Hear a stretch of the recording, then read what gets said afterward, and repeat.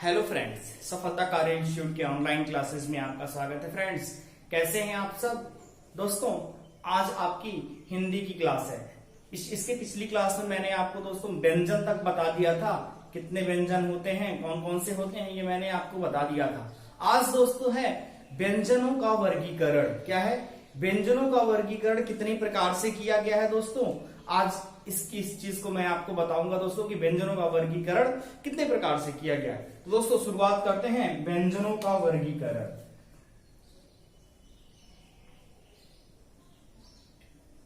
व्यंजनों का वर्गीकरण का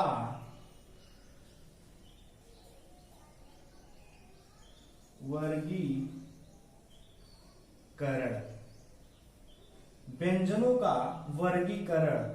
तो व्यंजनों का वर्गीकरण दोस्तों एक एक करके हम पढ़ेंगे कि व्यंजनों का वर्गीकरण किस किस आधार पर किया गया है। ठीक है, तो पहली बात करते हैं। पहला है व्यंजनों का वर्गीकरण में दोस्तों पहला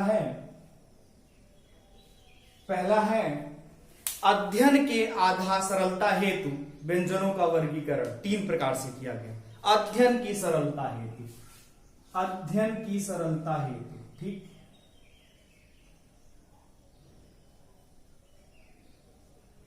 अध्ययन की सरलता हेतु, अध्ययन की सरलता हेतु व्यंजनों का वर्गीकरण किया गया। कितने भागों में दोस्तों? 3 भागों में। कितने भागों में? 3 भागों में। तो वह 3 भाग कौन कौन से हैं? वह 3 भाग कौन कौन से हैं? तो वह 3 भाग हैं। पहला है स्पर्श। पहला है स्पर्श व्यंजन। हमने आपसे बताया था ना, स्पर्शी व्यंजन। स्पर्शी व्यंजन जो हमने व्यंजनों के बारे में बताया था कि कितने कितने व्यंजन है, तो हमने आपको बताया था स्पर्श व्यंजन, ठीक। दूसरा है अंतस्थ व्यंजन, ठीक। अंतस्थ व्यंजन। दूसरा क्या है दोस्तों? अंतस्थ व्यंजन। कौन सा है? अंतस्थ व्यंजन। और तीसरा क्या है दोस्तों? ऊष्म व्यंजन। कौन सा है?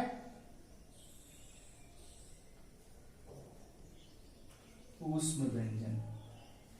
कौन सा व्यंजन दोस्तों? ऊष्म व्यंजन, ठीक। तो अगर हम पढ़ें अध्ययन की सरलता हेतु, तो अध्ययन की सरलता हेतु व्यंजनों को 3 प्रकार से बांटा गया, 3 भागों में बांटा गया। स्पर्श व्यंजन, अंतस्थ व्यंजन और ऊष्म व्यंजन, ठीक है। तो स्पर्श व्यंजन में कौन से कहां तक आएगा? कचट तप पूरा, क वर्ग, चा वर्ग, ट वर्ग, ता वर्ग और पा वर्ग। कचट तप पूरा, ठीक है। यानी कि का से लेके मातक के सभी वर्ग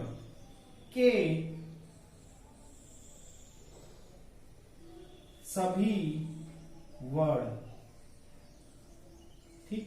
या फिर ये कह लीजिए कचट तप, क च ट त प, कचट तप, ये पूरा वर्ग, ठीक। कचट तप ये पूरा वर्ग, ठीक है दोस्तों। अब अंतस्थ में क्या आएगा दोस्तों?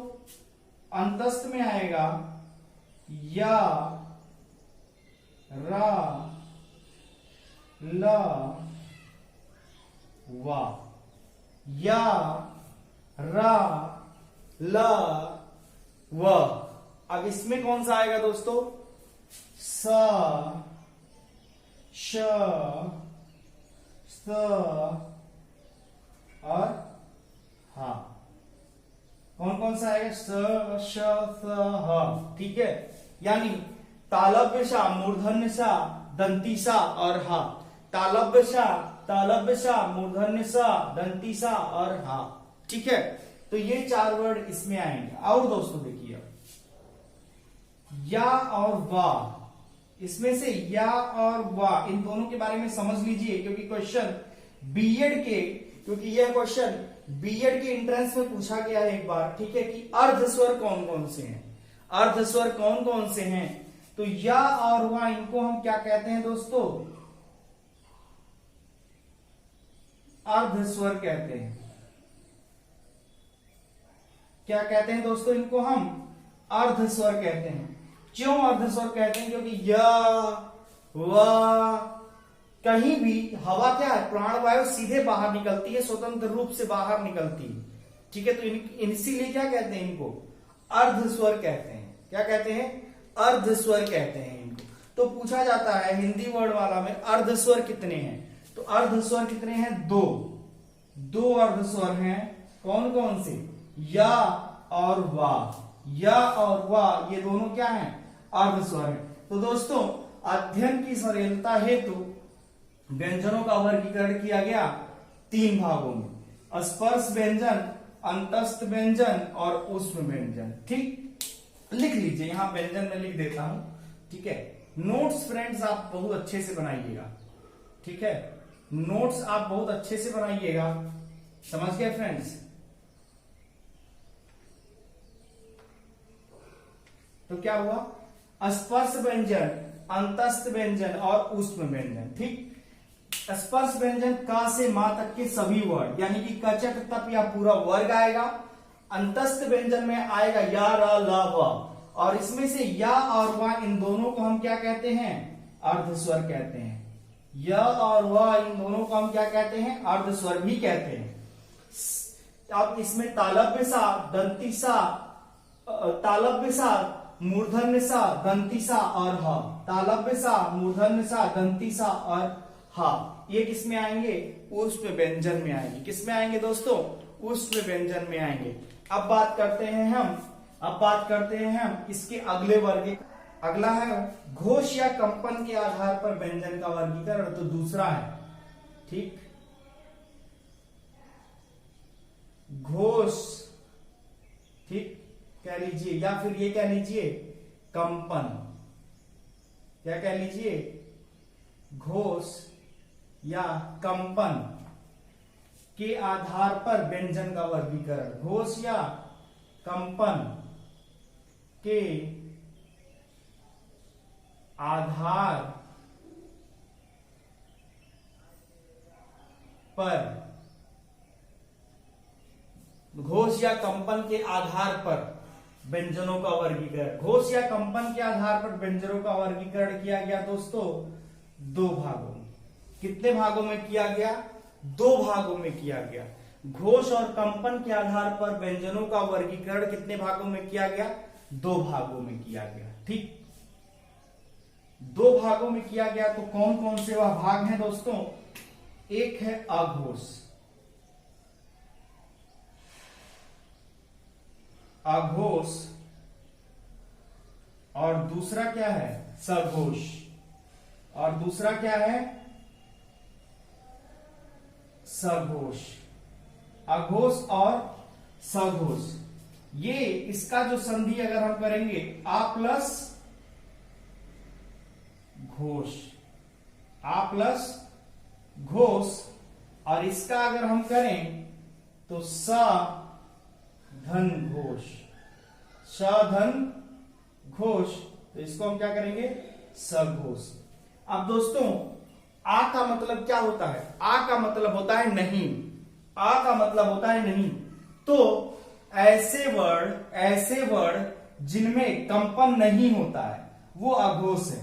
ऐसे वर्ड जिनको बोलते समय कंपन नहीं होता है, ठीक है, जिनको बोलते समय, ठीक है, हमारे मुखाव्य में कंपन ना हो, ऐसे वर्ड जिनको बोलते समय हमारे मुखाव्य में कंपन ना हो, तो क्या है, वो अघोष है। और ऐसे वर्ड जिनको बोलते समय हमारे मुखाव्य में कंपन हो, तो क्या कहेंगे, उसको सघोष कहेंगे। सा का मतलब होता है साथ में, सा का मतलब होता है साथ में, ठीक है, और आ का मतलब होता है नहीं।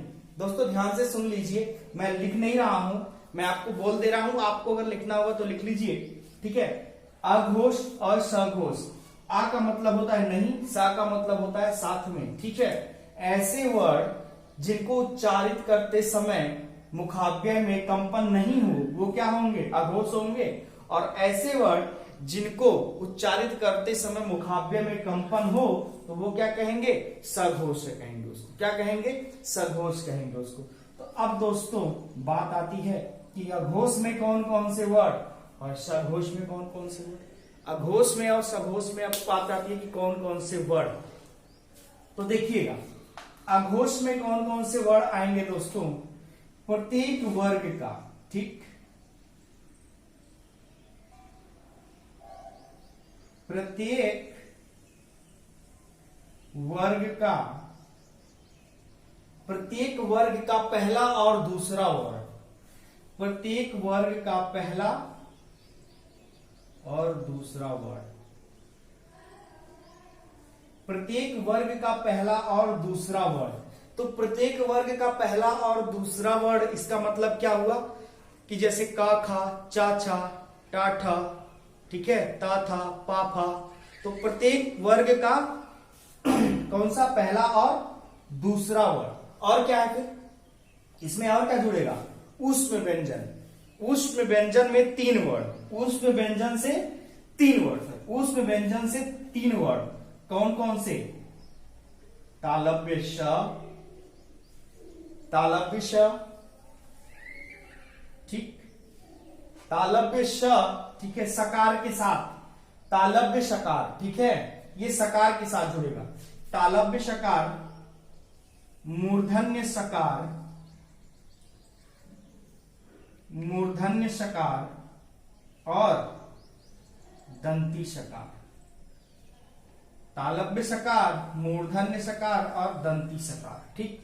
तो एक बात बताइए, इसमें टोटल कितने वर्ड हो गए दोस्तों, हैं? इसमें टोटल कितने वर्ड होंगे दोस्तों, 10 ये हो जाएगा और 3 ये हो जाएगा। कुल इसमें कितने वर्ड दोस्तों, 13 वर्ड। कुल कितने वर्ड इसमें दोस्तों, 13 वर्ड। तो अघोष में कुल कितने वर्ड, 13 वर्ड। इसमें कुल कितने वर्ड दोस्तों, 13 वर्ड। कुल कितने वर्ड इसमें हो गए, 13 वर्ड, ठीक। अब बात करते हैं हम सघोष में, यानी कि ऐसे वर्ड जिनको उच्चारित करते समय मुखाव्यों में कंपन हो तो क्या कहेंगे हम, सघोष कहेंगे। तो इसमें कितने वर्ड, प्रत्येक वर्ग का तीसरा, चौथा और 5वां वर्ड, ठीक। प्रत्येक वर्ग का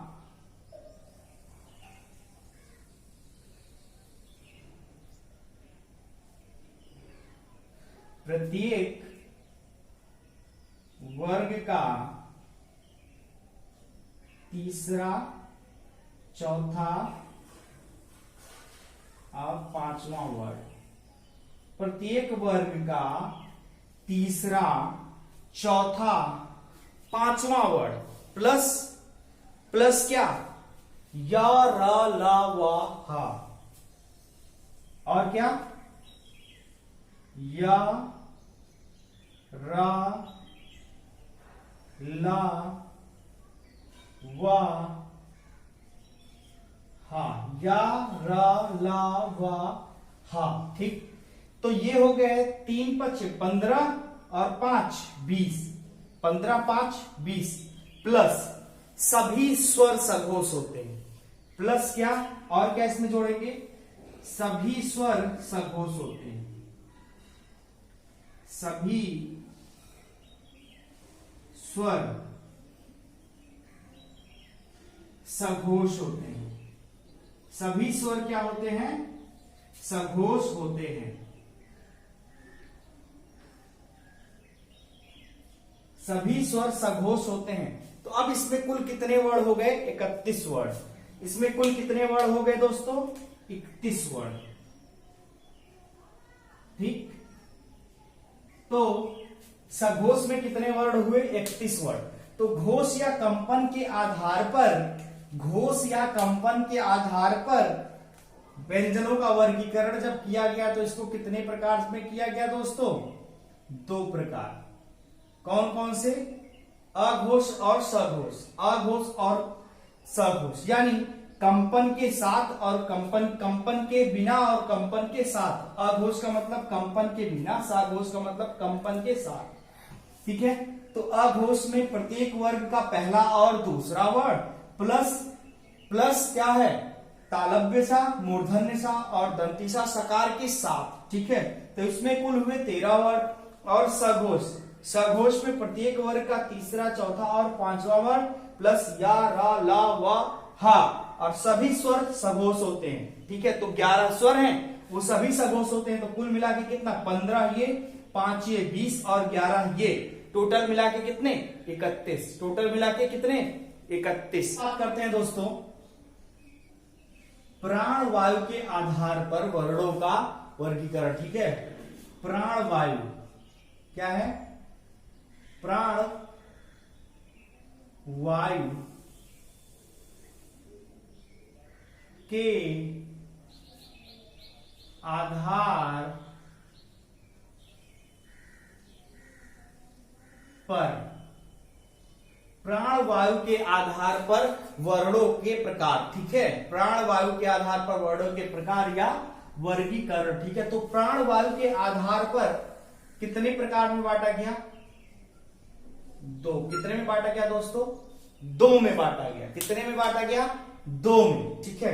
कौन कौन से,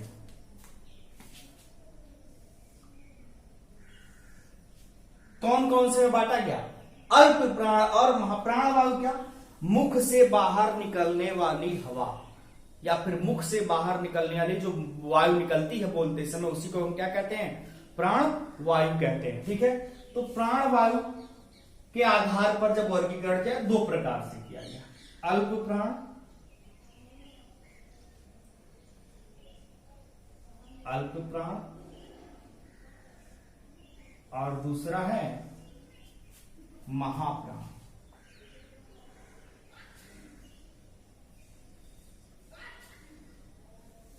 अल्प प्राण और दूसरा क्या है, महाप्राण। एक है अल्प प्राण और दूसरा है महाप्राण, ठीक है। तो अल्प प्राण किसे कहते हैं और महाप्राण किसे कहते हैं, ठीक है। अल्प प्राण का मतलब ये होता है जिसे बोलते समय, ठीक है, प्राणवायु कम या थोड़ी निकले, ठीक है। अल्प प्राण जिसे बोलते समय, अल्प प्राण मतलब क्या होता है कि जिसे बोलते समय प्राणवायु कम निकले, जैसे क, खा बोलेंगे ख, ग, घ, अंग, ठीक है, क, ख, ठीक। तो क्या है, अल्प प्राण का मतलब जब प्राणवायु कम बाहर निकले और महाप्राण का मतलब जब प्राणवायु अधिक बाहर निकले, ठीक। अल्प प्राण और महाप्राण। तो अल्प प्राण अगर हम इसकी संधि करें तो अल्प प्लस प्राण, ठीक। अल्प प्लस प्राण। अल्प का क्या मतलब होता है, कम। अल्प का मतलब क्या होता है, कम, ठीक है। तो यानी जब किसी वर्ड का उच्चारण करते समय वायु किसके आधार पर, प्राणवायु के आधार पर कहा गया है ना, ठीक है, वायु कम बाहर निकले, ठीक है, तो क्या कहेंगे उसे, अल्प प्राण कहेंगे। क्या कहा गया, क्या कहेंगे उसको, अल्प प्राण कहेंगे, ठीक। और ये है महा प्लस प्राण, ठीक, महा प्लस प्राण, ठीक है। यानी कि अधिक, महा का मतलब क्या, अधिक, यानी कि जब वर्णों का उच्चारण करते समय वायु अधिक मुखाव्य से बाहर निकले तो क्या कहेंगे, क्या कहेंगे, उसको महाप्राण कहेंगे। क्या कहेंगे, महाप्राण कहेंगे। तो दोस्तों अब देखिए कि अल्प प्राण में कौन कौन से वर्ण और महाप्राण में कौन कौन से वर्ण दिए गए हैं। तो अल्प प्राण में पहले दोस्तों याद करने के लिए मैं बता रहा हूं कौन कौन सा, सभी वर्ग का पहला, तीसरा और पांचवा वर्ण,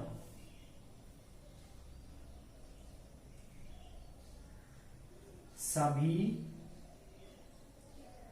वर्ग का पहला, तीसरा और पांचवा वर्ण। क्या हुआ, सभी वर्ग का पहला, तीसरा और पांचवा वर्ण। या क्या है, अल्प प्राण है। क्या है, अल्प प्राण है। प्लस या, रा, ला, वा, प्लस या, रा, ला, वा, प्लस या, र, ल, व, ये सभी क्या है? अल्प प्राण है। प्लस सभी स्वर क्या है? सभी स्वर भी क्या है? अल्प प्राण है। प्लस सभी स्वर क्या है? अल्प प्राण है। सभी स्वर भी क्या है? अल्प प्राण है। तो क्या है अल्प प्राण में? सभी वर्ग का पहला, तीसरा और पांचवा वर्ग कचट तप, यानी कि कचट तप का क्या? पहला, तीसरा और पांचवा वर्ग। तो कितने हो गए दोस्तों? 15 ये हो गए और 4 ये हो गए। कितने हो गए? 15 4 19 और 11 ये हो गए। तो टोटल कितने वर्ड हो गए? अल्प प्राण में कुल कितने वर्ड हो गए दोस्तों? 30 वर्ड। कुल कितने वर्ड हो गए? अल्प प्राण में कुल कितने वर्ड हो गए? 30 वर्ड हो गए। कितने वर्ड हो गए? कुल 30 वर्ड हो गए। ठीक। अब इसमें देखिए महाप्राण में सभी वर्ड का, सभी वर्ग का दूसरा और चौथा वर्ग, सभी वर्ग का कौन कौन सा? सभी वर्ग का दूसरा और चौथा वर्ग प्लस प्लस क्या? ऊष्म व्यंजन, ऊष्म व्यंजन, ऊष्म व्यंजन। ठीक। तो अब इसमें कितने वर्ड हो जाएंगे दोस्तों? सभी वर्ग का दूसरा और चौथा वर्ड अगर हम लेते हैं तो ये 5 वर्ग होते हैं। 10 ये हो गए प्लस 4 ऊष्म व्यंजन 4 होते हैं। तो कितने हो गए? 14 वर्ड। कितने हो गए? 14 वर्ड। अब आपको एक चीज समझ में आई होगी यहां पे, ठीक है, कि यहां है सभी स्वर और वहां किसमें थे? सघोष में सभी स्वर थे। सघोष में सभी स्वर थे। तो हम एक नोट लिख सकते हैं, यहां नोट लिख सकते हैं, नोट लिख सकते हैं यहां। ध्यान से दोस्तों आप भी लिख लीजिएगा। सभी स्वर, सभी स्वर सघोष, सभी स्वर सघोष और अल्प प्राण होते हैं। अल्प प्राण होते हैं। सभी सघोष स्वर, सभी स्वर सघोष और अल्प प्राण होते हैं। ठीक। ये चीज याद करने वाली है एकदम। ठीक है, इसको याद कर लीजिएगा पूरी तरीके से कि सभी स्वर क्या है दोस्तों? सभी स्वर सघोष और अल्प प्राण है। सभी स्वर क्या है? सघोष और अल्प प्राण है। ठीक है। तो फिर से एक बार देखिए, प्राण वायु के आधार पर कितने वर्गीकरण किया गया? 2 पार्ट में। ठीक है, अल्प प्राण और महाप्राण। ठीक है, अल्प प्राण यानी कि कम हवा बाहर आ रही है मुख से, और महाप्राण का मतलब अधिक हवा बाहर आ रही है मुख से। तो अल्प प्राण में कौन कौन से वर्ड? सभी वर्ग का पहला, तीसरा और पांचवा वर्ड, या, र, ला, वा यानी अंतस्थ व्यंजन प्लस सभी स्वर, प्लस सभी स्वर। ठीक है। और महाप्राण में क्या हो गया? सभी वर्ग का दूसरा और चौथा वर्ड प्लस ऊष्म व्यंजन। तो कुल कितने वर्ड हो गए?